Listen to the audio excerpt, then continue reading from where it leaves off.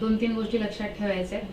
आता डिलिव्हरी झाल्यानंतर पहिले 6 महिने exclusive breast feeding. Exclusive breast feeding म्हणजे आईच्या दुधाशिवाय काहीही द्यायचं नाही. पाणी द्यायचं नाही, चाटण असतं ते नाही, किंवा गुटी असते, काहीच नाही, अंगारा काहीच नाही. ह्या सर्वांनी बाळाला इन्फेक्शन होण्याचे चान्सेस जास्त असतात. दुसरी गोष्ट, आईच्या दुधाचंच कन्सिस्टन्सी अशी असते, कंटेंट असे असतात की त्याच्यामध्ये बाळाची तहान आणि भूक दोन्ही भागवतात. फॅट्स, प्रोटीन्स, व्हिटॅमिन्स आणि अँटीबॉडीज बाळाला इन्फेक्शन होऊ नये म्हणून जे काही गरजेचे सगळं आईच्या दुधात असतं. दर 2 ते 2.5 तासांनी फिडिंग नक्की करायचं.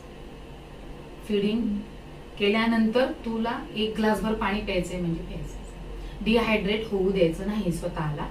दर फिडिंग नंतर 1 ग्लास पाणी प्यायचे, आधीमध्ये पण पाणी पितच राहायचंय. पूर्ण दिवसभरातून 4 ते 4.5 लिटर पाणी झालंच पाहिजे.